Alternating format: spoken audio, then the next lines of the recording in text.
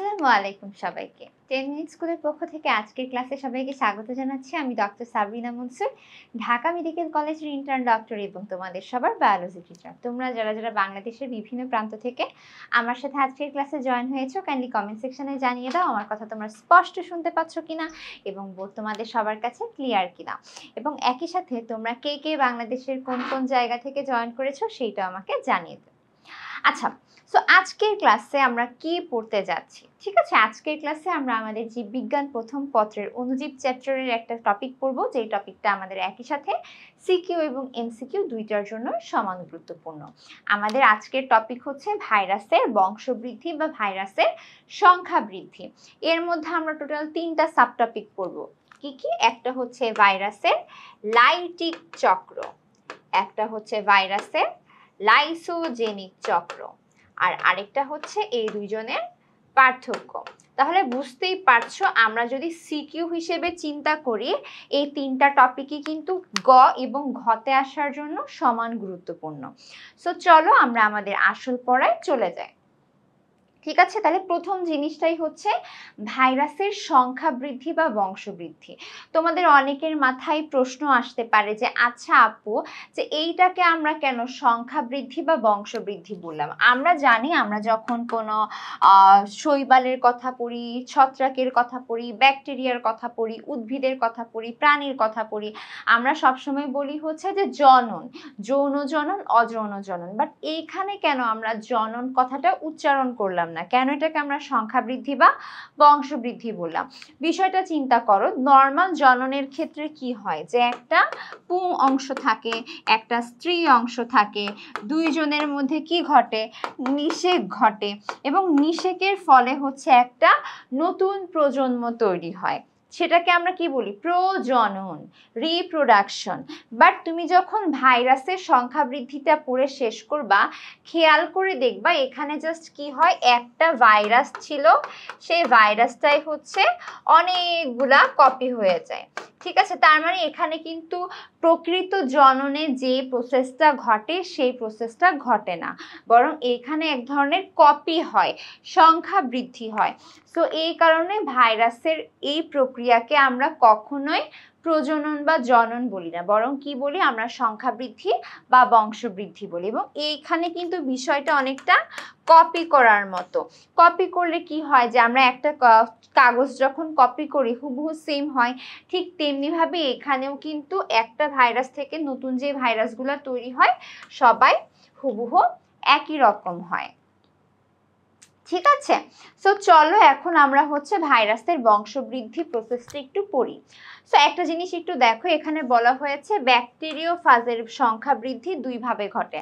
তার আগে তোমরা আমাকে একটু বলো যে ব্যাকটেরিওফাজ নাম দেখে কি মনে হচ্ছে, এটা কি হতে পারে, ব্যাকটেরিয়া না ভাইরাস?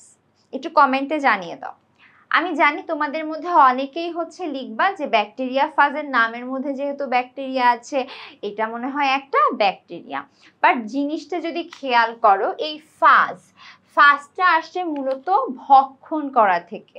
তার মানে এখানে এমন একটা জিনিসকে বুঝিয়েছে যে ব্যাকটেরিয়া ভক্ষণ করে, ব্যাকটেরিয়া ধ্বংস করে। এখন ব্যাকটেরিয়া তো আর নিজেকে ভক্ষণ করবে না, সো তার মানে এখানে এমন একটা টপিক বুঝাচ্ছে যে জিনিসটা হচ্ছে নিজে ব্যাকটেরিয়া না, বাট ব্যাকটেরিয়াকে ধ্বংস করে। সো এই জিনিসটা হচ্ছে একটা ভাইরাস। সো এই জিনিসটা ভুল করা যাবে না যে ব্যাকটেরিয়া ফাজ হচ্ছে একটা ভাইরাস, এবং সে প্রধানত বা মূলত দুইটা প্রসেসের সংখ্যা বৃদ্ধি করে। একটাকে বলা হয় লাইটিক চক্র বা ভায়োলেন্ট বা ভিরুলেন্ট চক্র, আরেকটাকে বলা হয় লাইসোজেনিক চক্র বা টেম্পারেট দশা। একটা জিনিস একটু আমি বলে রাখি, লাইটিক শব্দটা আসছে কোত্থেকে? লাইসিস থেকে। আমরা অনেকবার কিন্তু হাইড্রোলাইসিস, লাইসিস অনেকবার পড়েছি। তাহলে এই জিনিসটা একটু খেয়াল করো। লাইসিস শব্দের অর্থ কি? লাইসিস শব্দের অর্থ হচ্ছে ভাঙা। তার মানে যে চক্রে ভাইরাস ব্যাকটেরিয়াকে একেবারে ভেঙে চুরে চুরমার করবে, চূর্ণ বিচূর্ণ করবে, সেইটা হচ্ছে লাইটিক চক্র। এবং এই একটা জিনিস চিন্তা করো, যখন একটা ভাইরাস একটা ব্যাকটেরিয়াকে একদম চূর্ণ করে দিচ্ছে, তার মানে সে খুব ডেঞ্জারাস। সো সেই ডেঞ্জারাসটা বুঝাতে আমরা এটাকে ভাইরুলেন্ট বা ভিরুলেন্ট বলি। ঠিক আছে। আর সেকেন্ড চক্র হচ্ছে লাইসোজেনিক চক্র। সো এইখানে তোমার মাথায় কোন টপিকটা আনতে হবে? এখানে আনতে হবে তোমার হচ্ছে জেনিক পোর্শনটা। আমরা জানি জিন কি, জিন মানে হচ্ছে এটা জেনেটিক পার্ট বোঝাচ্ছে।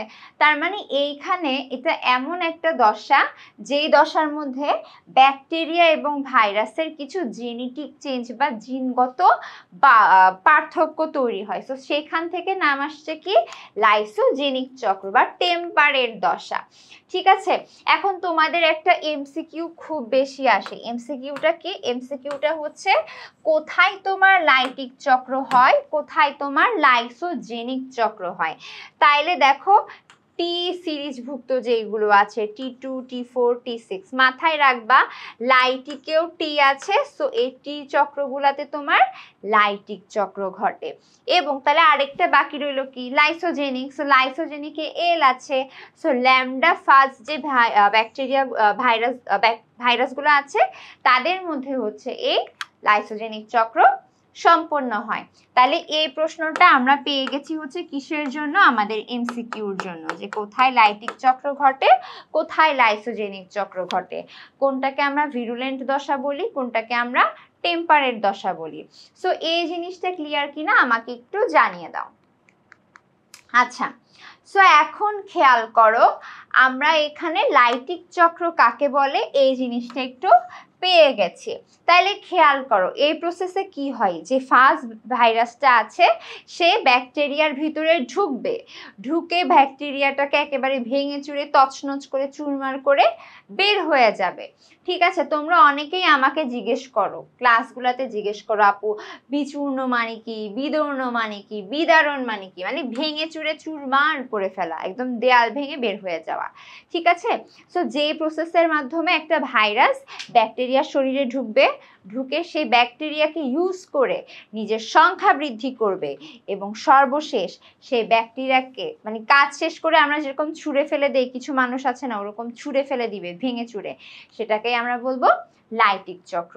এখন তোমার মাথায় প্রশ্ন আসতে পারে লাইটিক চক্র তো টি সিরিজের ভাইরাসগুলা করে, তাহলে কার মধ্যে এই লাইটিক চক্রটা সম্পন্ন হয়? ঠিক আছে, এটা হচ্ছে ইকোলাই যে ব্যাকটেরিয়াটা আছে, যে ব্যাকটেরিয়া আমাদের অনেক পরিচিত, তার শরীরে এই লাইটিক চক্রটা সম্পন্ন হয়। এবং মাথায় রাখো এই লাইটিক চক্রকে আরেকটা নামে ডাকা হয়, সেটা হচ্ছে বিগলনকারী চক্র। তাই না? বিগলন মানে কি একেবারে গলিয়ে ফেলা। কি গলিয়ে ফেলছে? তার দেয়াল গলিয়ে ফেলছে, ভাইরাসের কোষ প্রাচীর গলিয়ে ফেলছে। সো এই জন্য এটাকে বলা হয় বিগলনকারী চক্র। তো সবাই একটু আমাকে জানিয়ে দাও এইটুকু অংশ আমাদের সবার ক্লিয়ার হয়েছে কিনা। আরেকটা কথা একটু বলে ফেলি, তোমাদের যখন কোনো টপিকে কনফিউশন থাকবে তোমরা কমেন্ট সেকশনে সেই প্রশ্নটা করে রাখবা, আমি কমেন্টেই তোমাদের অ্যান্সার দিয়ে দিব। ঠিক আছে, সো চলো আমরা এখন আমাদের প্রথম ধাপে যাই। তো চিন্তা করো প্রথম ধাপটা কি? একটা ভাইরাস একটা ব্যাকটেরিয়ার শরীরে ঢুকবে, তাহলে তার কি হবে? সে কি দূরে দূরে ভাইরাস ব্যাকটেরিয়ার সাথে কোনো কাজ করতে পারবে? পারবে না। তার কি করতে হবে? তার প্রথমে ব্যাকটেরিয়ার সাথে ঘনিষ্ঠ হতে হবে, অ্যাটাচমেন্ট করতে হবে। আমরা বলি না যে অ্যাটাচমেন্ট অনেক খারাপ একটা জিনিস, যখন একজন আরেকজনের সাথে অ্যাটাচমেন্ট হয় তখনই হচ্ছে সে তাকে কষ্ট দিতে পারে। সো বিষয়টি এরকম, ভাইরাস যদি ব্যাকটেরিয়াকে লাইসিস করতে চায় তার অবশ্যই ব্যাকটেরিয়ার সাথে কি করতে হবে?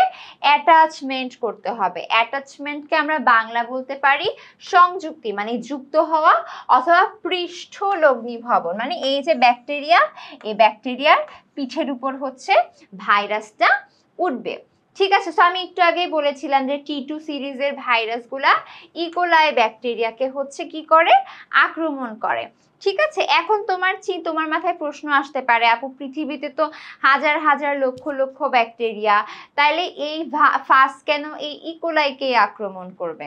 মাথায় রাখবা যে কোনো কিছু সংযুক্তি হওয়ার জন্য একটা রিসেপ্টর সাইট দরকার। ঠিক আছে, তাহলে এই জিনিসটা একটু চিন্তা করো। ধরো এইটা হচ্ছে একটা ব্যাকটেরিওফাজ, তার এখানে কিছু প্রোটিন আছে, যে প্রোটিনগুলোকে আমরা বলি হচ্ছে ফাস্ট প্রোটিন। কি বলি? Fast protein. সো এই ফাস্ট প্রোটিনটার সাথে এর যদি কানেকশন ঘটাতে হয়, এখানে কি দরকার হয়? এখানে হচ্ছে কিছু রিসেপ্টর সাইট দরকার হয়। বিষয়টাকে আমি তোমাকে বলতে পারি হচ্ছে, ধরো একটা বিল্ডিং, তুমি যদি ওই বিল্ডিংয়ে প্রবেশ করতে চাও, তোমার ওই বিল্ডিং এর দরজাটা হতে হবে তোমার উপযুক্ত। বিষয়টা এরকম, ধরো এত বড় একটা বিল্ডিং, সেই বিল্ডিং এর এত ছোট একটা গেট, সেই গেট দিয়ে বুঝাই যাচ্ছে আমি ঢুকতে পারবো না। সেই গেট দিয়ে কে ঢুকতে পারবে? একটা ইঁদুর ঢুকতে পারবে, টিকটিকি ঢুকতে পারবে, ব্যাঙ ঢুকতে পারবে। সো কে কার মধ্যে ঢুকবে, কে কোথায় সংযুক্ত হবে, এইটা ডিপেন্ড করে হচ্ছে সেই রিসেপ্টর সাইট বা বলতে পারো রিসেপশন বা দরজার সাথে। ঠিক আছে, সো বুঝতেই পারছো যে এই যে ব্যাকটেরিয়ার সেল ওয়াল আছে, এই সেল ওয়ালে এর প্রোটিনকে সংযুক্ত করার জন্য রিসেপ্টর সাইট থাকে।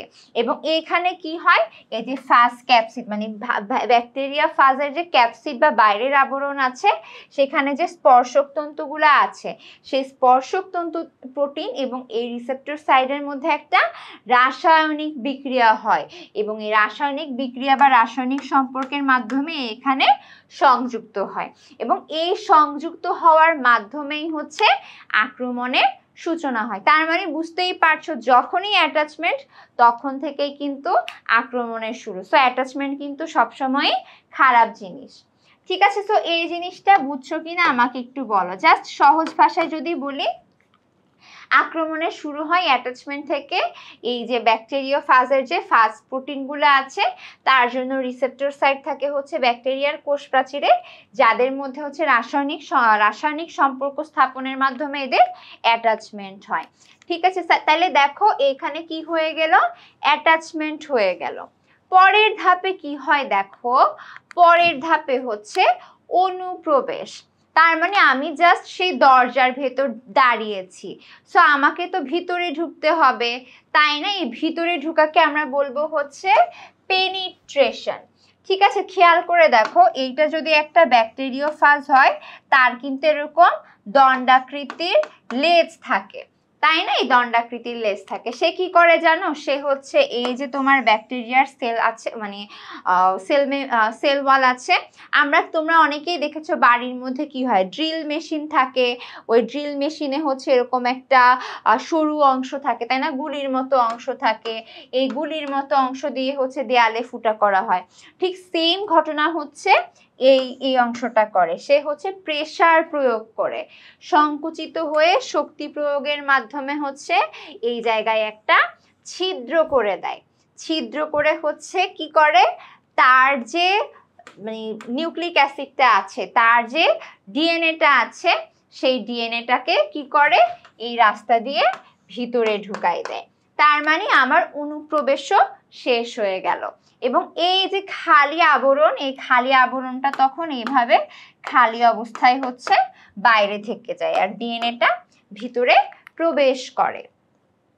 ঠিক আছে, সো এইটা হচ্ছে কার ক্ষেত্রে? এটা হচ্ছে তোমার ব্যাকটেরিওফাজের ক্ষেত্রে।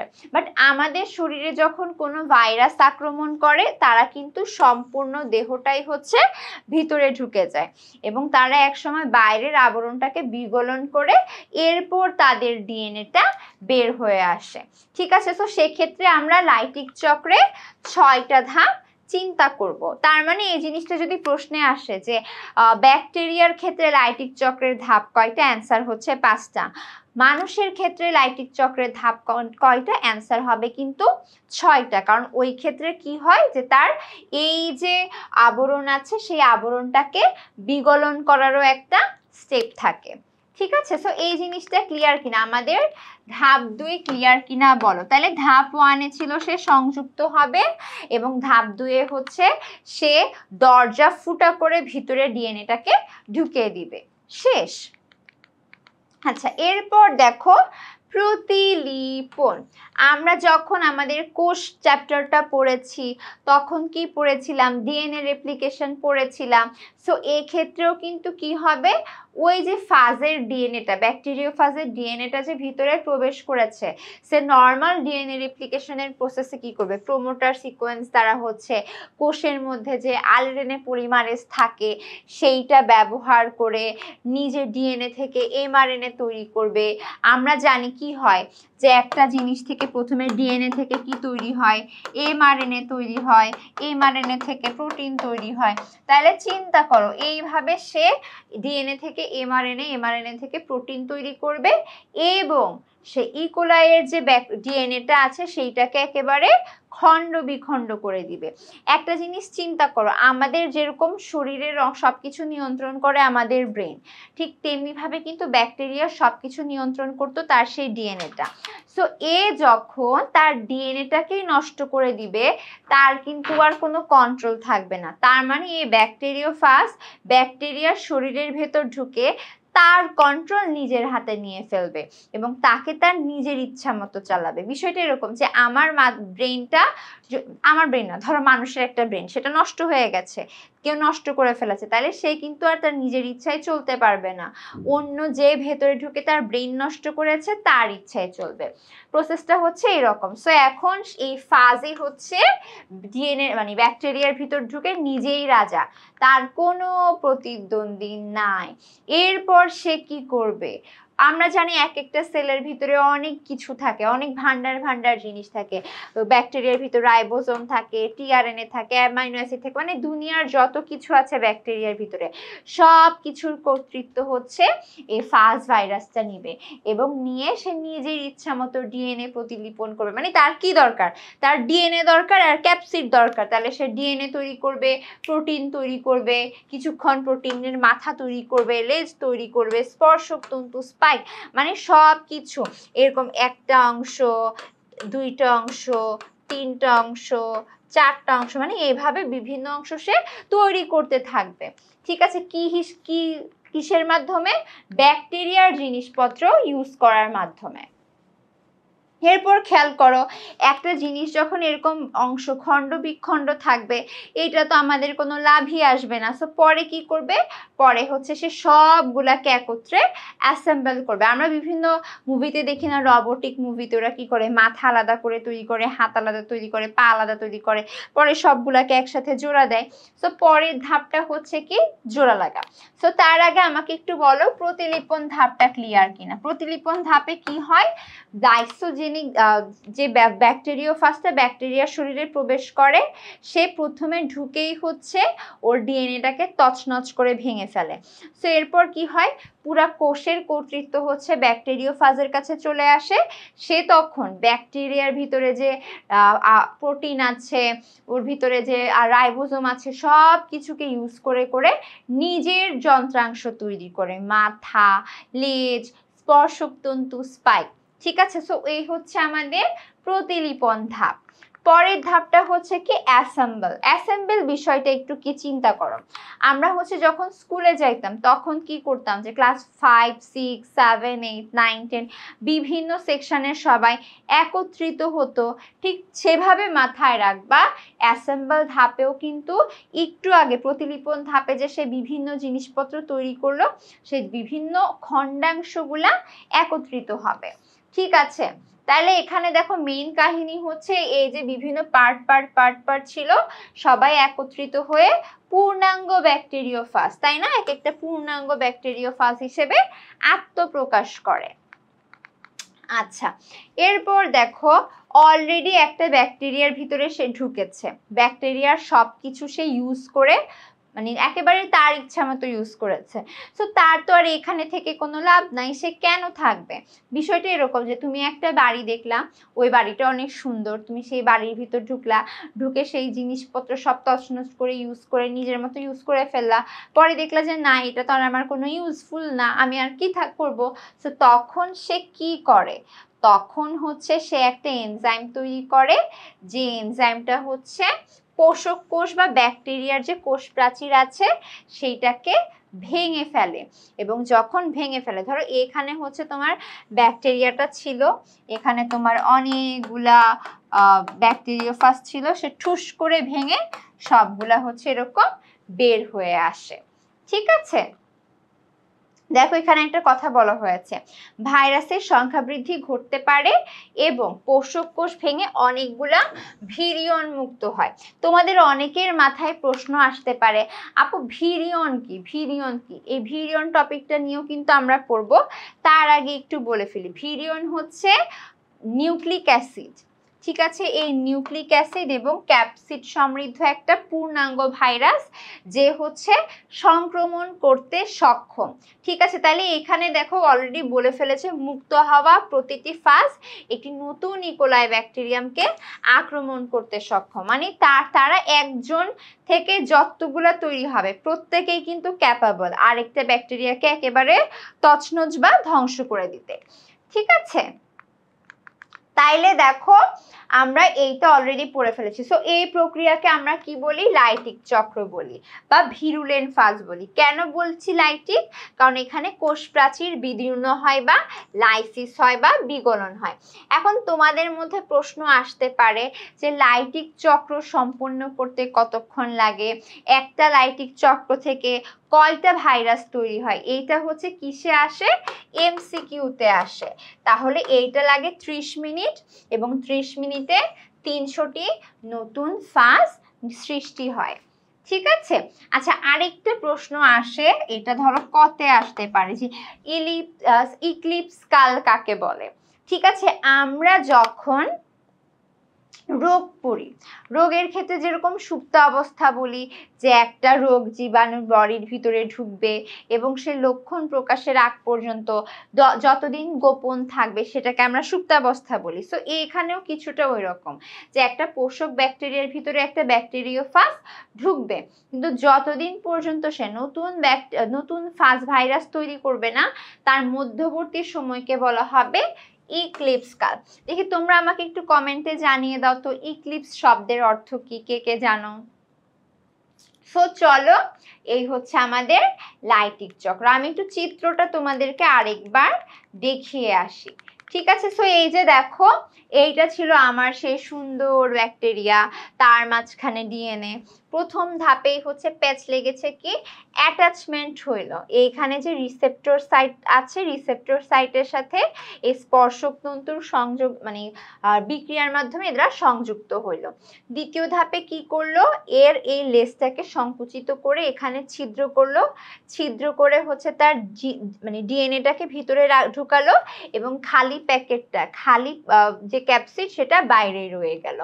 এরপর খেয়াল করো, এই ডিএনএটা কি করলো, সে হচ্ছে এর ডিএনএটাকে ভেঙে চুরে চুরমার করে পুরা কোষের কর্তৃত্ব সে নিয়ে নিল।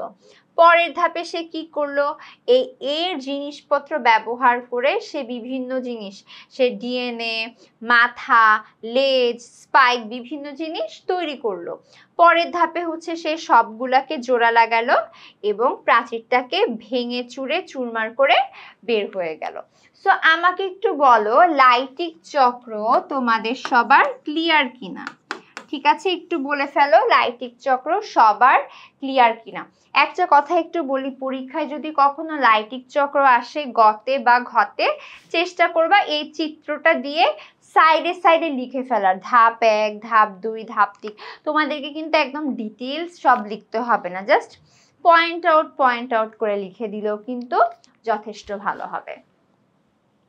ঠিক আছে, সো আপুকে একটু জানিয়ে দাও লাইটিক চক্র তোমাদের সবার ক্লিয়ার হয়ে গেছে কিনা। আচ্ছা, সো আমরা এখানে লাইটিক চক্র পড়ে ফেললাম, তাই না? লাইটিক চক্র পড়ে ফেলেছি। পরের জিনিসটা কি? পরেরটা হচ্ছে লাইসোজেনিক চক্র। ঠিক আছে, সো এখানে আমরা দেখে ফেলি লাইসোজেনিক চক্র। সো বুঝতেই পারছো লাইসোজেনিকে কি হবে, লাইটিকে যেরকম চূর্ণ বিচূর্ণ করে, মানে উপকারীর অপকার করে, এখানে কিন্তু ওই রকম উপকারীর অপকার করা বা কৃতঘ্নতা আমরা দেখব না। এক্ষেত্রে কি হয়, এক্ষেত্রে হচ্ছে একটা বন্ধু ভাবাপন্ন সম্পর্ক তৈরি হয়। ঠিক আছে, বিষয়টা হচ্ছে যে এটা তোমার একটা ব্যাকটেরিয়া ছিল, এইটা তার ডিএনএ ছিল, এই ব্যাকটেরিয়ার ডিএনএ এর মধ্যে হচ্ছে তোমার ফাজের ডিএনএ সংযুক্ত হয়ে যাবে এবং তারা দুইজন মিলেমিশে অবস্থান করবে। ঠিক আছে, তাহলে দেখো এই যে ব্যাকটেরিয়াল ডিএনএ এর সঙ্গে একত্রিত হয়ে রেপ্লিকেট করে কিন্তু লাইসিস করে না, এখানে জেনেটিক পরিবর্তন হয়। ঠিক আছে, সো এইটার কারণে এই চক্রকে বলা হয় হচ্ছে লাইসোজেনিক চক্র। আচ্ছা, সো আমরা একটু আগে পড়েছি যে লাইসোজেনিক চক্র কোথায় সম্পন্ন হয়, ল্যামডা ফাজ, P1, M13 ইত্যাদি ব্যাকটেরিয়ার কোষে হচ্ছে এই লাইসোজেনিক চক্র সম্পন্ন হয়। ঠিক আছে, এবং এখানে কিন্তু কখনোই ভাইরাস পোষক কোষকে ধ্বংস করে না। ঠিক আছে, আচ্ছা, সো এখন আমরা একটু দেখি পোষক ব্যাকটেরিয়ায় ফাজ ডিএনএ এর অনুপ্রবেশ। তাহলে এই জিনিসটা, এই ধাপটা কিন্তু কমন, মানে লাইটিক চক্রে যা হইতো লাইসোজেনিক চক্রেও সেম ঘটনা হয়। প্রথমে অ্যাটাচমেন্ট হয়, অ্যাটাচমেন্ট হওয়ার পর হচ্ছে সে ফুটা করার পর হচ্ছে তার ডিএনএটা ভিতরে ঢুকাই ফেলে। ঠিক আছে, এইটা হচ্ছে দুইটা ধাপের জন্যই কমন। সেকেন্ড, এই হচ্ছে সেই ধাপ। সেকেন্ড ধাপে কি হয় দেখো, সেকেন্ড ধাপে হচ্ছে সংযুক্তি হয়। একটা জিনিস একটু খেয়াল করো, এখানে হচ্ছে একটা এনজাইম ইউজ করা হয় নিউক্লিয়েস। জাস্ট মাথায় রাখো, যখন কোনো কিছুর নামের শেষে এস বা এস থাকে ভাববা সেটা হচ্ছে একটা এনজাইম, এবং তার নামের আগে যে অংশটা থাকে সে মূলত সেইটাকে কাটে।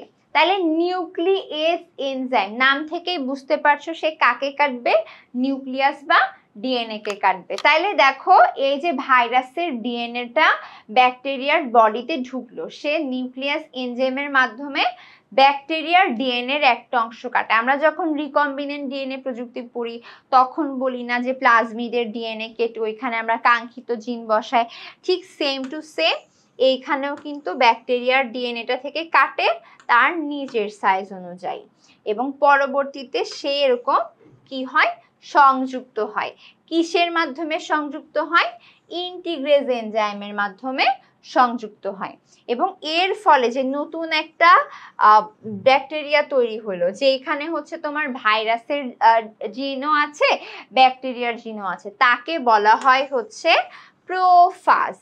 ঠিক আছে, প্রোফাজ। তাহলে প্রোফাজ কোন ধাপে তৈরি হয়, লাইসোজেনিক চক্রে প্রোফাজ তৈরি হয়। ঠিক আছে, এরপর খেয়াল করে দেখো ব্যাকটেরিয়া তো অনেক ভালো, যে না এই ভাইরাসটা তো ভালো, সে তো আমার কোনো ক্ষতি করছে না। তাহলে আমরা জানি যে ব্যাকটেরিয়ার একটা স্পেশাল প্রসেস হচ্ছে, ব্যাকটেরিয়ার জননকে বলা হয় দ্বিবিভাজন।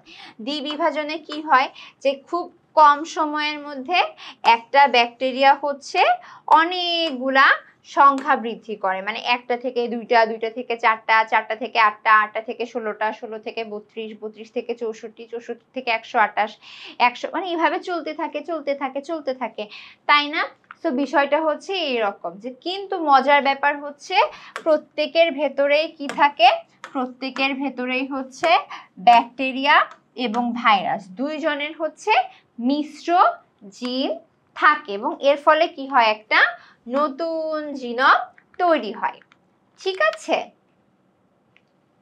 এখন ধরো কি হইলো, এভাবে চলতে ভাইরাসের মনে প্রচুর দুঃখ, ভাল লাগছে না।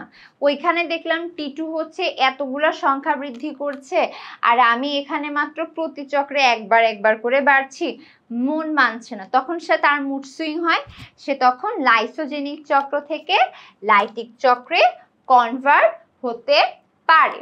এবং মজার ব্যাপার একটু খেয়াল করো, এই লাইসোজেনিক ভাইরাসগুলা যে শুধুমাত্র ব্যাকটেরিওফাজে সীমাবদ্ধ থাকে বিষয়টা তেমন না।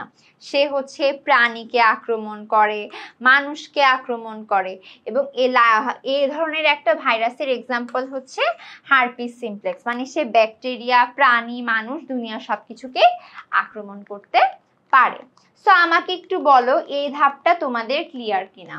আমি যদি একটু ফিগারটা বুঝাই, খেয়াল করে দেখো, এই হচ্ছে সেই নর্মাল ব্যাকটেরিয়া, এখানে অ্যাটাচমেন্ট হইলো, এরপরে সে কি করলো, পেনিট্রেশনের মাধ্যমে তার যে নিউক্লিক অ্যাসিডটা আছে ভেতরে ঢুকাই দিল। পরে সেই নিউক্লিক অ্যাসিডটা হচ্ছে তার সাইজ অনুযায়ী এই ডিএনএটাকে কাটলো। কার মাধ্যমে কাটলো? নিউক্লিয়েজ এনজাইম দিয়ে কাটলো। এবং পরবর্তীতে তার অংশটা এখানে জোড়া লাগাইলো কি হিসেবে? ইন্টিগ্রেজ এনজাইম দিয়ে। পরবর্তীতে হচ্ছে তার দ্বিবিভাজনের মাধ্যমে সংখ্যা বৃদ্ধি করলো। কিন্তু কোনো সময় যদি তার মুড সুইং হয়, সে সিপারেট হয়ে গিয়ে আবার লাইটিক চক্রে কনভার্ট হতে পারে। সো এই হচ্ছে আমাদের লাইসোজেনিক চক্র। আমাকে একটু সবাই বলে দাও, লাইটিক চক্র এবং লাইসোজেনিক চক্র দুইটা চক্রই তোমাদের মোটামুটি ক্লিয়ার হয়েছে কিনা। যদি ক্লিয়ার হয়ে যায় আমরা এখন পরবর্তী টপিক অর্থাৎ এদের হচ্ছে যে পার্থক্য, সেই পার্থক্যটা পড়ব। ঠিক আছে? সো লাইটিক চক্র এবং লাইসোজেনিক চক্রের পার্থক্য। তার আগে তোমাদেরকে একটা জিনিস একটু আমি বুঝিয়ে দেই। যখন কোনো কিছুর পার্থক্য আসবে, চেষ্টা করবা যে কোনো পার্থক্য লেখার সময় 3টা ঘর লিখতে। প্রথম ঘরে থাকবে পার্থক্যের বিষয়, পরের ঘরে থাকবে সেই দুইজনের নাম। কেউ অনেকে চাইলে যদি দেখো অনেকগুলো নাম্বার হচ্ছে, তখন এখানে একটা নং কলামও লিখে রাখবে। তাহলে প্রথম জিনিসটা হচ্ছে গঠনগত। ঠিক আছে, মানে এখানে হচ্ছে এক কথায় প্রসেসটাতে কি হয় সেইটা বলেছে, যে এই চক্রে ফাইলস ভাইরাস ঢুকে সংখ্যা বৃদ্ধি ঘটায় এবং বিদারণ ঘটিয়ে থাকে। আর লাইসোজেনিকে কি হয়, এই চক্রে ফাইলস ভাইরাস হচ্ছে ঢুকার পর হচ্ছে এর সাথে যুক্ত হয় এবং একত্রিত হয়ে রেপ্লিকেট করে। তার মানে এখানে জাস্ট হচ্ছে যে প্রসেসটা আছে সেই প্রসেসটাকে একটু সংক্ষিপ্ত করে বর্ণনা করলো। পরের ধাপটা দেখো, বিদারণ বা লাইসিসের কথা বলা হয়েছে। আমরা জানি যে লাইটিক চক্রে কি হয়, লাইটিক চক্রে পূর্ণাঙ্গ ভাইরাস যখন তৈরি হয়ে যায় সে ব্যাকটেরিয়াকে ভেঙে ফেলে, বিদারণ করে। বাট লাইসোজেনিকটা একটু ভালো, সে হচ্ছে বিদারণ করে, মানে সচরাচর বিদারণ করে না। মুড সুইং এরটা আমরা পরে চিন্তা করব। এরপর দেখো লাইটিক চক্র, কোন জায়গায় আমরা লাইটিক চক্র দেখি? টি সিরিজ যুক্ত T2, T4, T6 এইগুলাতে হচ্ছে লাইটিক চক্র দেখা যায়।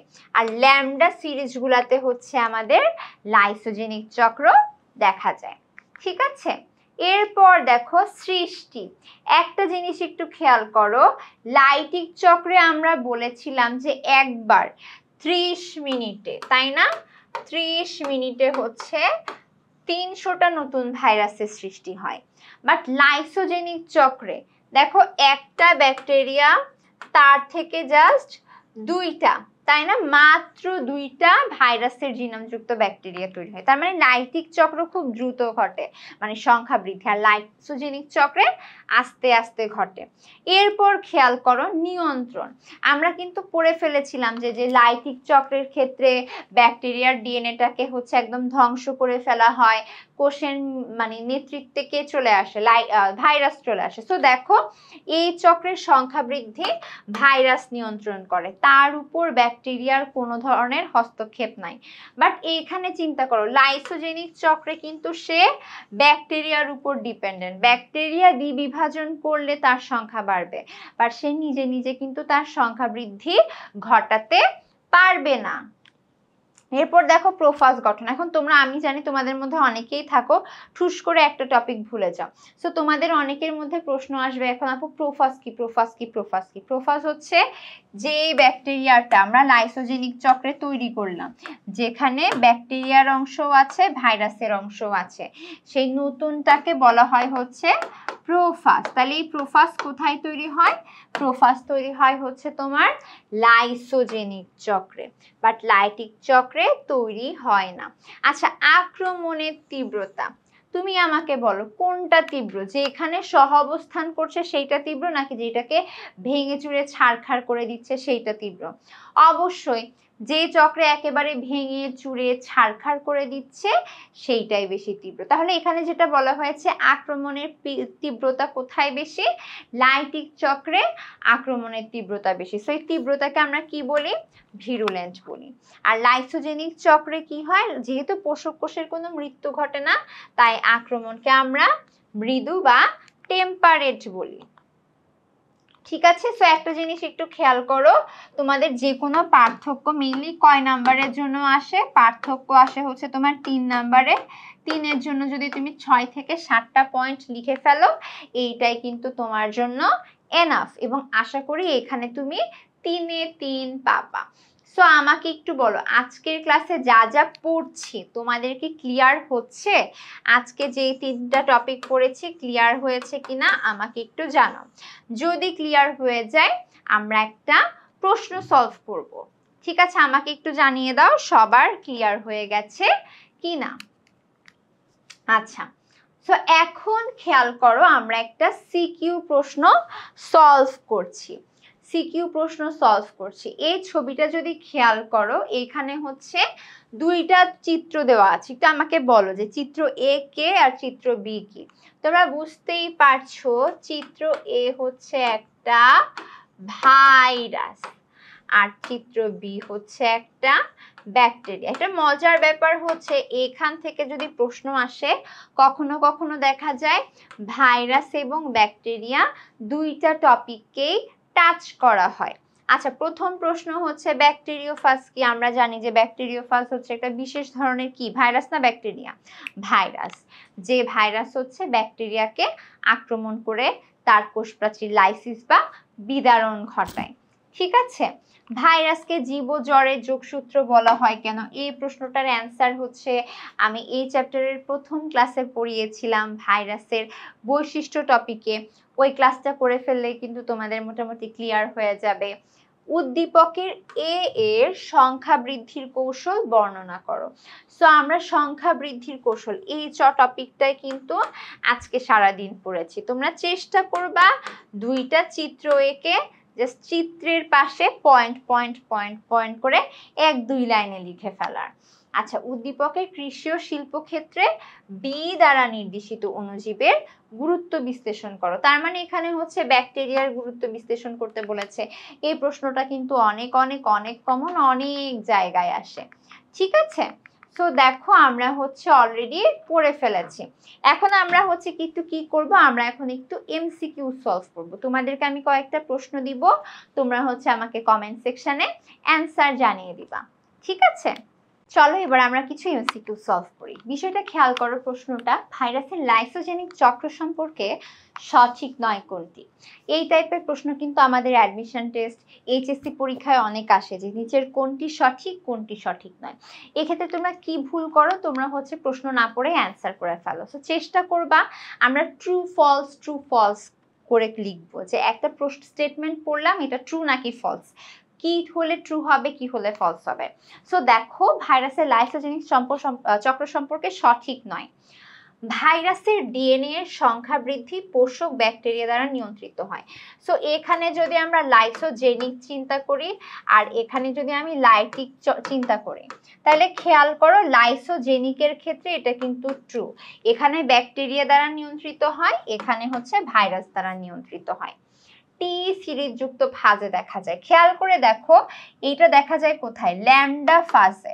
বাট এটা দেখা যায় লাইটিকে দেখা যায় টি সিরিজ যুক্ত।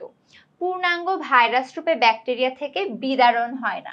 খেয়াল করো, বিদারণ হয় কিন্তু লাইটিকের ক্ষেত্রে, লাইসোজেনিকে হচ্ছে কি হয় না, বিদারণ হয় না। একবার চক্র সম্পন্ন হলে 2টি জিনোমযুক্ত ব্যাকটেরিয়ার সৃষ্টি হয়, এইটাও কিন্তু ট্রু। লাইটিকে হচ্ছে অনেকগুলা, তাই না? 300টা তৈরি হয়, আর লাইসোজেনিকে হচ্ছে 2টা তৈরি হয়। তাহলে বুঝতেই পারছো তোমরা যখন কোনটি সঠিক কোনটি সঠিক নয় এই টাইপের প্রশ্নের অ্যান্সার করবা, চেষ্টা করবা ট্রু ফলস এইভাবে করার জন্য। তাহলে দেখো, টি সিরিজ যুক্ত ফাজে দেখা যায় না, এটা দেখা যায় হচ্ছে ল্যামডাতে, তাই না? ল্যামডা ফাজে। আচ্ছা, এখানে দেখো T2 ফাজ ভাইরাসের সংখ্যা বৃদ্ধিতে প্রথম থেকে শেষ পর্যন্ত কত মিনিট সময় লাগে? এখন দেখো, এখানে কখনো কখনো দেখো রেঞ্জ দেওয়া থাকে, কখনো কখনো একটা নির্ধারিত সংখ্যা দেওয়া থাকে। এখন তোমরা অনেকেই বলবা যে আপু আপনি তো বলেছেন 30 মিনিট, এখানে তো 30 সংখ্যাটা নাই। তাহলে খেয়াল করে দেখো কোথায় 30, 15 তো কম হবে না, 60 অনেক বেশি হবে না, 130 140 তো অনেক বেশি, তাহলে 30 থেকে 40-এর এই রেঞ্জটাই পাবা। ইভেন তোমার যদি এখানে দেখা যায় তো কি, যে ধরো এরকম অপশন আছে 15 থেকে 25, 26 থেকে 35, 40 থেকে 45। তো সেক্ষেত্রেও কিন্তু তোমার এই রেঞ্জটা দাগানো উচিত ছিল, কারণ এইটার মিডিয়ানে কিন্তু তোমার 30K পাচ্ছ। সো যখন তোমরা এরকম সংখ্যা আসবে, রেঞ্জ পাবা, সেখানে তুমি এমন রেঞ্জটা চুজ করবা যেখানে সেই সংখ্যাটা পড়ে, বা কখনো যদি রেঞ্জ পড়ো সেখানে যদি সংখ্যা আসে, তাহলে এমন সংখ্যা চুজ করবা যে সংখ্যাটা সেই রেঞ্জের মধ্যে পড়ে। ঠিক আছে, ক্লিয়ার কিনা বলো? আমি কিন্তু এই টাইপের প্রশ্নগুলো তোমাদেরকে দেই যেন তোমরা পরীক্ষার প্রশ্ন সম্পর্কে একটা ধারণা পাও। সো আজকে আমাকে একটু বলো, আজকের ক্লাসে আমরা যা কিছু পড়েছি, ভাইরাসের লাইটিক চক্র, লাইসোজেনিক চক্র, তাদের পার্থক্য এবং কিছু প্রশ্ন অ্যান্সার, তোমাদের কি হচ্ছে কনফিউশন ক্লিয়ার হয়ে গেছে কিনা আমাকে একটু জানিয়ে দাও। ক্লাস কেমন লেগেছে সেইটাও জানিয়ে দাও। কারো যদি এই টপিকের উপর কোনো প্রশ্ন থাকে সেইটাও কিন্তু জানিয়ে দিতে পারো। আর কারো যদি কোনো কনফিউশন না থাকে, আজকের ক্লাস কিন্তু আমরা এখানেই শেষ করে দিব। ঠিক আছে? তো সবাই ভালো থাকো, সুস্থ থাকো এবং অনেক পড়াশোনা করো। ইনশাল্লাহ আমরা আমাদের এই 10 মিনিট স্কুল থেকে তোমাদের বায়োলজি বিভিন্ন টপিক পড়িয়ে কভার করে দিব। ঠিক আছে? সবাই ভালো থাকো, সুস্থ থাকো। আল্লাহ হাফেজ।